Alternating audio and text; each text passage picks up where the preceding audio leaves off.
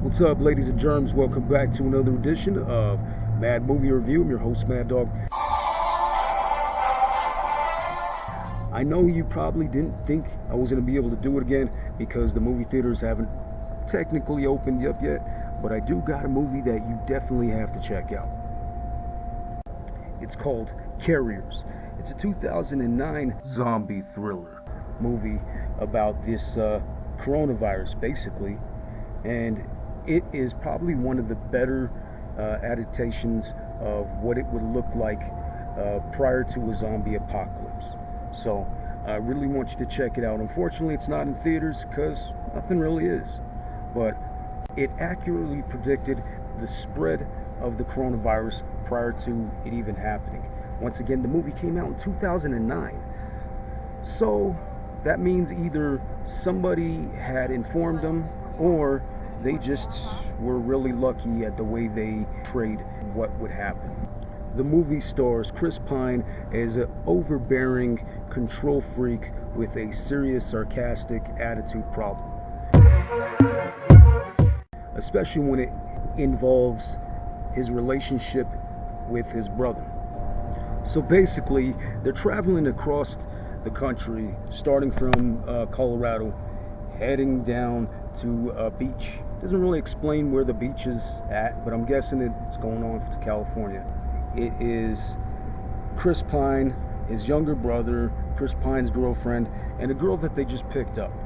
So in this weird dynamic, there is Chris Pine, who is coming up with these rules for the road and for how they will interact with other civilians if there's anybody surviving.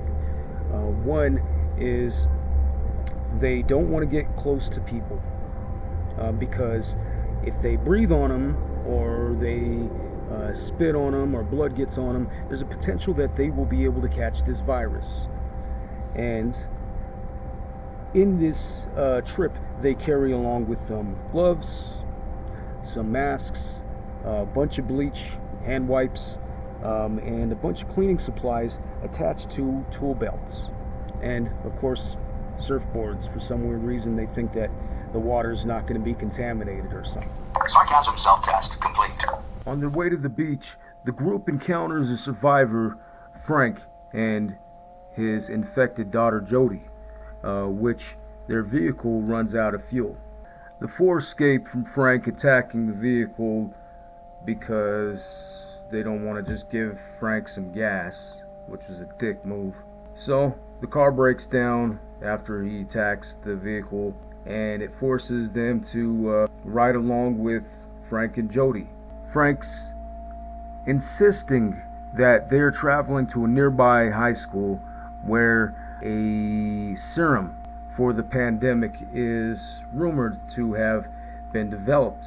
Upon arriving, Frank and Brian and Danny and Kate discover that the serum doesn't work, and the last remaining doctor is preparing to euthanize a group of infected children and himself. Meanwhile, Bobby is infected by Jody and hides her infection from the others. Frank later on forced to bring Jody to a porta potty, gives Brian the opportunity to leave them behind and takes their vehicle.